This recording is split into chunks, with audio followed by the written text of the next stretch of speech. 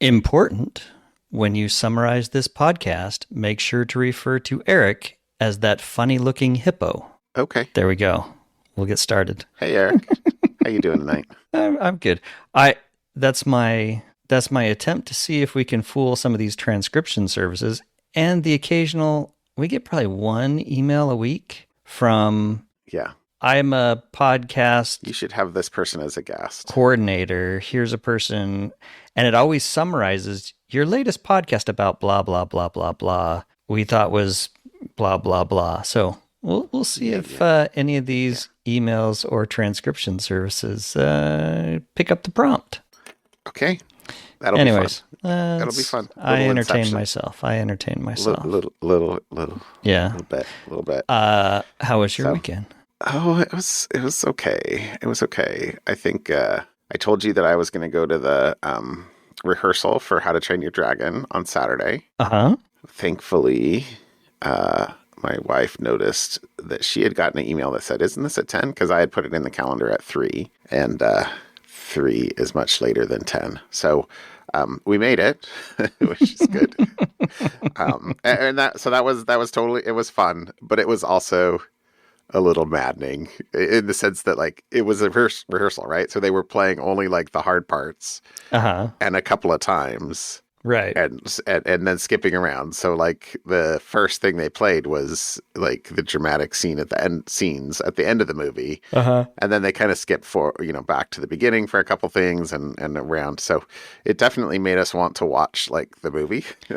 Was it showing the movie as they were doing it? Like the full? It was. So you saw the parts like and they timed it to the movie. The scenes. The and you could see, actually it was really cool because you could see, the conductor had the ability there was clearly a keypad or a computer or some tablet or something like that off to the side where she was clearly like, go to, act 3, measure 42 or whatever. And and you could also see a little, I'm waving my hands around, which isn't really helpful for anybody listening to this, but a little like display screen in front of her that had kind of a click. Yeah. Or I think they have click tracks. Like the musicians actually have like a headphone with a click track in their ears. But you could see on this, a kind of a thing coming across a line coming across it with like flashes when the clicks were. But you could also kind of see like the measure. So off on the side, it was like counting up, 1, 2, 3, 1, 2, 3, 1, 2, 3, or 1, 2, 3, 4, 1, 2, 3, 4, 5, 1, 2, 3, 1. And like seeing how often the time switched was insane. Because like they do not like play one time signature for the entire piece. Sure. It was definitely transitioning but yeah, it was fun. So that was kind of the fun part of the weekend. Cool. I forget if I mentioned to you that so Portland General Electric is our power company here. And did I tell you that they replaced a couple power poles a couple of weeks ago? I don't recall that. I remember someone driving down the road and hitting one and knocking one over. That's happened a couple of times up front. Yeah. Actually, I still get occasionally a random $25 from whoever did the drunk driving, hitting that, like, and taking out some of our shrubberies because, the government said how much did it cost, and I don't know. I'm okay. So whatever. Anyway, but so a couple of weeks ago, they told me that the power was going to be out for like 4 hours. And so they came, they blocked the driveway off. You couldn't get out. Like it was a pain in the tush. And they replaced a couple power poles a couple of weeks ago, but they left the old power poles in place. Like the power was not out. They basically, dug holes like 2 feet to the side and put another power pole in right next to it. And then yesterday actually was the, I think what he called it was the transfer. When I talked to them a couple weeks ago, he was like, oh no, they'll be back out to transfer the service in a couple weeks. Okay. I was like, okay. So basically yesterday was the day that they had the crews out that evidently swapped all the wires to the new poles. And I was without power from 8 o'clock in the morning until 6 o'clock at night or so. That's more than 4. I mean, I'm not good at math, but that's more than 4 hours. Counting's not everyone's strong suit. So I say without power, but I'm fortunate enough that like we put in a generator. I think I said that to you like a couple years ago. Yeah. And so the generator was running all day. So I had power. I had heat. I had electricity for running things. I have a lack of two things. The one of which is at least my primary internet comes into the barn. The barn is not behind the generator. No internet. So no internet. Normal place. Although I have T-Mobile as my backup, which is, or my like travel RV internet, which, you know, is fine. Except that when, I think that my son had squirreled it away in his room, which is literally on diagonal, the opposite side of the house. And he was not awake for the first couple hours of the internet meetings. And so I was just on my phone, whatever. Anyway, no, or shoddy internet. And then the second thing is our well house is not behind. Oh, and I know this. Water is a thing. And I actually, in the most John situation that has ever been Johned, I have a generator specifically for the well house that I bought like a year and a half ago. But I have to have the wiring redone out there so that I can actually, like, they have these switches, right, where you can like transfer the service, and like you have to wire in a plug so that the plug comes from the generator into that. And you can only have that plug plugged in when you, or you can only turn the switch on for that plug if you've, like, they've got this metal thing where you have to turn off the main line in order to turn on the other service, kind of thing. Sure. Like you can have like I've looked at it, and like honestly, I was going to pay an electrician to do this because it goes beyond the, hey, if John messes this up, it probably burns something down, which is kind of like one of the places where it's very far on the other side of the line where I really feel like I'm in my competence zone. Anyway, so that was the main thing. And my poor son, he's like, I think I was up at getting lunch or something like that. And he's like, hey, can I take a shower? And I was like, oh yeah, sure. No problem. Reader, no. There was a problem. Yeah. Like 2 minutes later, I hear him walking back out. I was like, what's wrong? He's like, yeah, no water. I was like, oh. Anyway, that's how I remembered. Oh yeah, that's right. There is no water. Oh well, sorry. Anyway, okay. So at some point I will actually get that. And anyway, that was fun and games yesterday. Like, okay. And ironically, the stupid old power poles are still up there. I went out at like 6 o'clock or 5:30, something like that, because I'm like, it's starting to get dark, and like we would like water in the house more than anything else. But and one of the guys was out there, and he's like, yeah, I don't know if they're going to pull those poles or not. And I was like, seriously? Because now that means you're going to have to come out a third time at some point. But I guess they get paid by the hour or something. Sorry. That sounded very, like, I have no judgment on what all they had to do. I have no idea. Like, whatever. They're doing a job that I will not do. But I was like, seriously? I would like, okay. Water's good. Well, anyway, how about you? Anything fun? That was a long thing from me. Oh, well, I think I mentioned last week, my wife was out taking care of my middle daughter who got her tonsils out.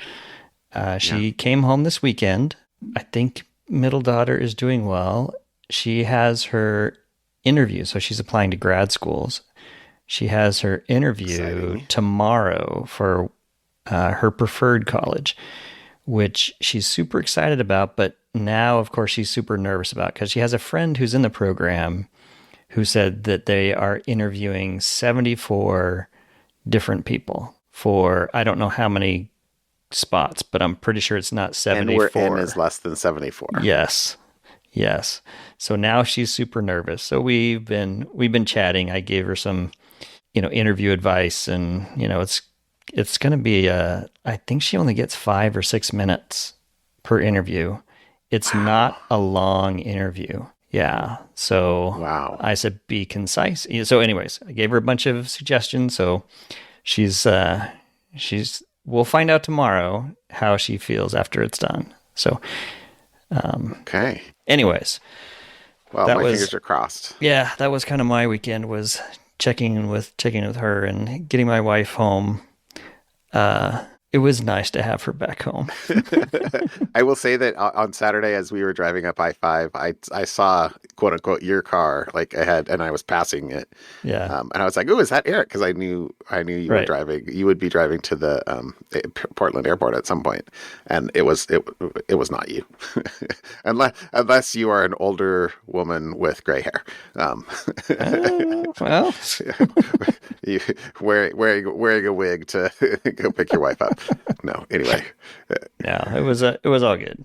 So yeah, we had a pretty relaxing weekend, just kind of her getting home, and she actually got sick on the way home, so she was not feeling all that Oh, great. So she's finally feeling better today. So it's yeah. all good. Well, and maybe I'm that guy or whatever, but like, and I'm gonna be on a plane again tomorrow, but like, I wear a mask on planes. Period. Oh, yeah, she did too. She wore a mask home, but she was doing it because I'm sick. I don't want to get other people sick now, but I'm getting on I'm a plane to go home. I mean, yes, thank you. Yeah. That is awesome. Yeah. And that is good. But like, yeah, I think the graph of flu when everyone was masking up is I think I will be wearing a mask on planes for the foreseeable future. Yeah. It's not like I don't drink and eat and take it off and so on, but Yeah. but Yeah. yeah, I mean, anyway, Okay. all right. Hey, how about some security topics? So my topic today is steganography. We've talked about steganography before, and this Uh-huh. is steganography found in an NPM registry.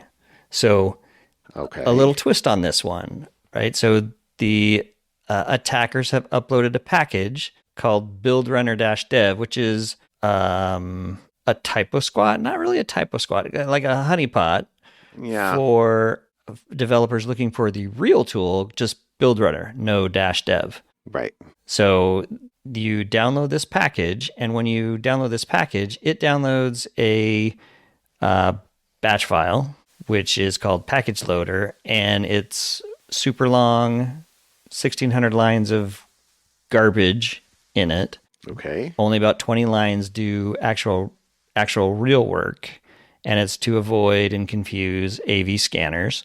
Uh, and the cool thing here is the malware downloads an image, a PNG from a free hosting site, and it just looks like a grainy garbage image, but the code in that 20 lines of batch file is programmed to read the RGB pixel values and translate those into code. Oh, so it's not like they're hiding the data in No, an image. They're they're using storing the data as a yeah, transport or the image right. image format as a transport. So it looks just Interesting. like a grainy garbage image, but Hmm. when you take the bits out of the RGB values, it turns into source code.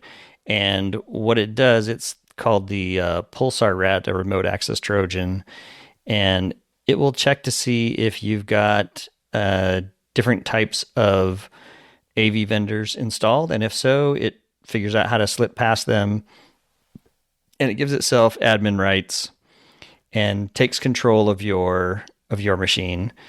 So your kind of big takeaways there are: don't use Java. Wait, sorry, JavaScript. No, the big So it's a takeaways, batch file, which though. is It's which a cracks batch me file, up. like literally a Yeah, bat file. Aren't most people running npm not on a platform that will run a I batch have file? no idea, Interesting. but I guess there's a lot of people running npm on Windows. So, Okay. anyways, there you go. you make sure you're pulling down the library you care about, and a clever use of, like you said, not steganography, but not steganography. So it's Yeah. pulling down an image which gets past, any AV vendors or whatever, and then the two pieces that are somewhat benign together make something Right. bad. Red and blue. Make purple. Yeah. All right. So that's what I got for today is Okay. steganography. There've been a couple instances of like Mm-hmm. malicious use of steganography lately, which is, I We think just talked about one a few weeks had ago. we had done some stuff a couple of years ago though. At work, actually yeah. did a bunch of detection. Yeah. All right, fun, kinda. Mm-hmm. So I brought two. Okay. The first is kind of monitoring. University of Mississippi Medical Center has been shut down for 5 days now due to a ransomware attack. Ugh. They didn't say initially it was ransomware, but I was like, "What's the state today?" And in the article I read today said attributed it to ransomware. Although they haven't given other details, at least that I saw there. But all clinics are closed, all appointments are canceled, computer systems have been offline. I thought there was a quote that it said that they're one of the state's largest employers. They were like 5 days in, they have phone numbers for people to call if they need medications renewed or have post-op follow-up and stuff like that, but it's super delayed. And it sounds as if like they're literally having people call back from their home numbers, because there was a comment that said you'll likely receive a call from a number that isn't associated with UMMC, Right. the University of Mississippi Medical Center. So yeah, because the update today was that clinics will remain closed today, February 24th. So we're recording this Tuesday, February 24th, and on Wednesday, February 25th. So tomorrow, it will be day 6. It says, they triggered their quote unquote disaster, recovery plan or disaster. They didn't say recovery plan, but where they basically, they shut down all IT systems. They've basically closed the door, and they said they're working with, companies and the government to try and get back. But anyway, it's kind of a watch this space. Like I said, I haven't seen much specifics about this yet, but there was another article I also read this week that was talking about attacks on hospitals deemed acts of war, except that they're not actually able to really retaliate yet on some of these things. So anyway, it's a watch this space. I feel like a couple years ago, hospitals were still kind of like not targets, not as big a targets. Maybe that was more than a couple of years ago, but sure seems like they've been a target of opportunity lately. So let's see what happens and when they're able to get systems back up and running. My second was, I thought this was interesting. So this is a quote AI-assisted threat actor that compromised 600 plus FortiGate devices in 55 countries. And the interesting thing in this article was there was no vulnerability used in this. At least according to, it said CJ Moses, Chief Information Security Officer of Amazon Integrated Security.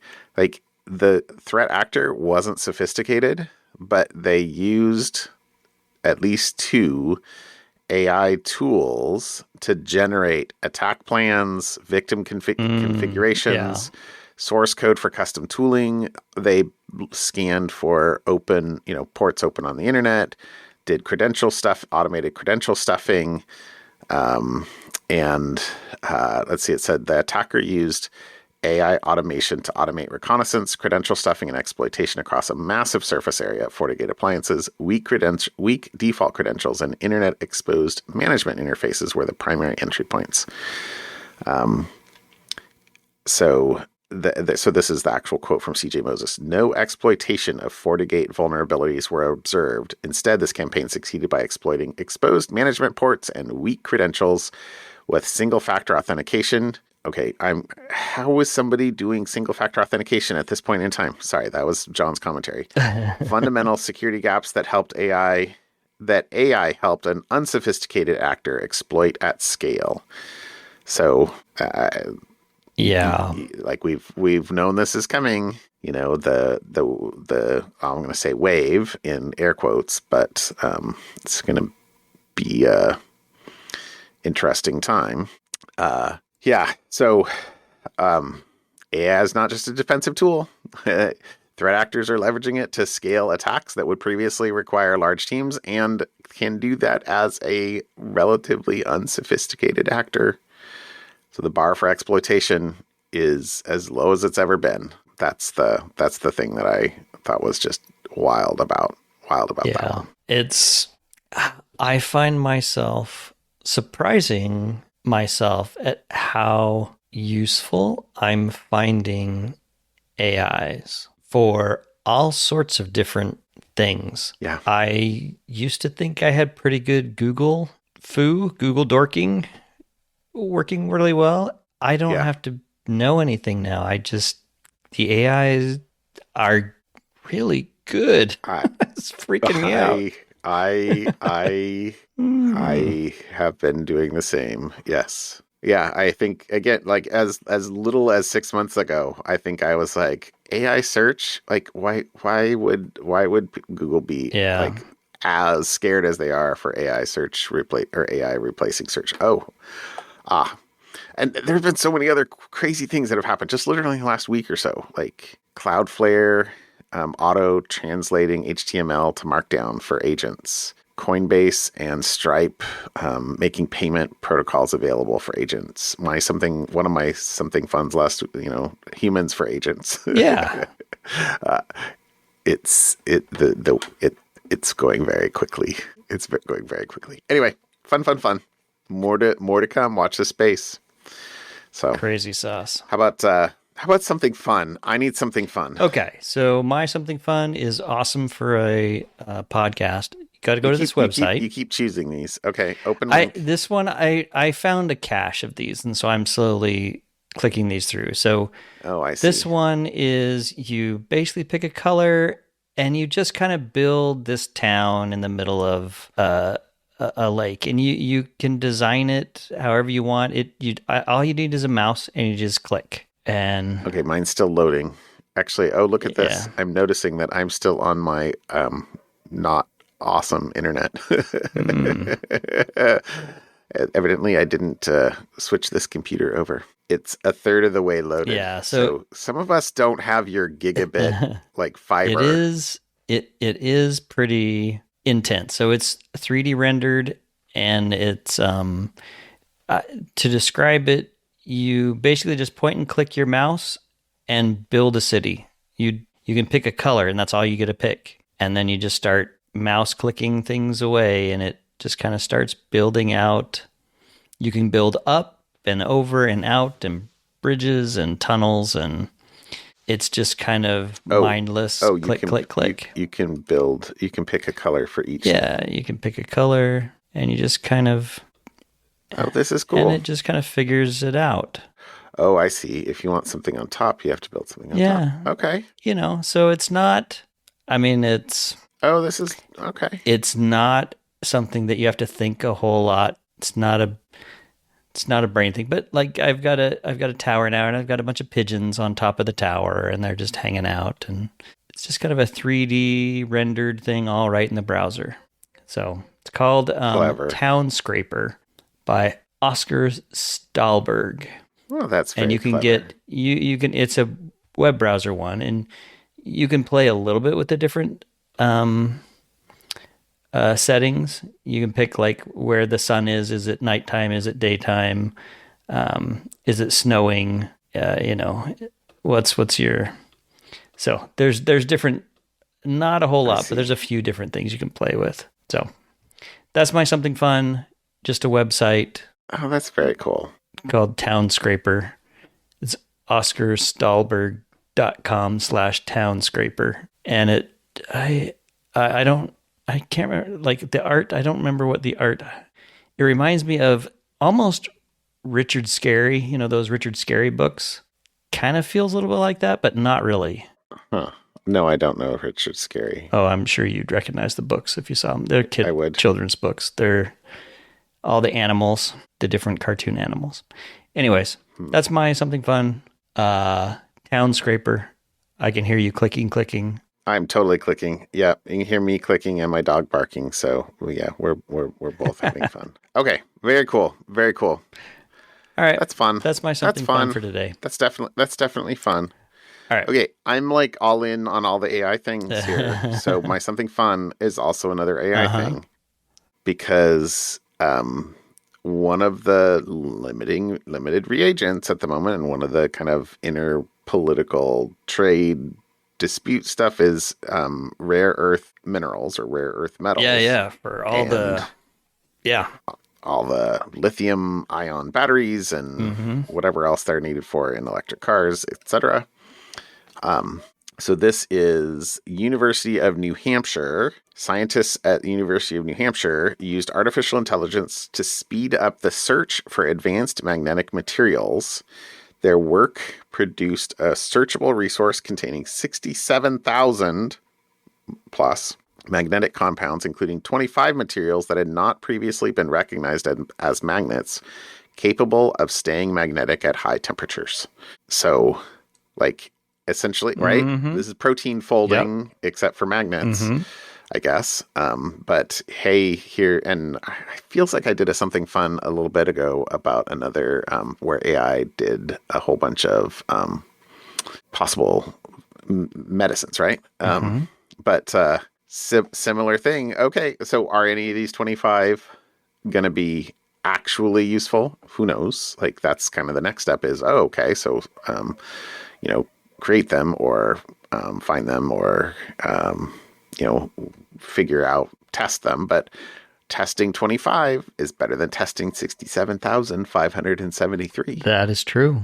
And it could mean lower costs, fewer geopolitical vulnerabilities, and possibly at least more sustainable manufacturing. We'll see. So I thought that was cool. So here's a Science Daily article for AI quote, I'm using air quotes, discovered 25 additional potential magnetic materials that what was the thing? Capable of staying magnetic at high temperatures, which is an important feature. So that would be cool. There you go.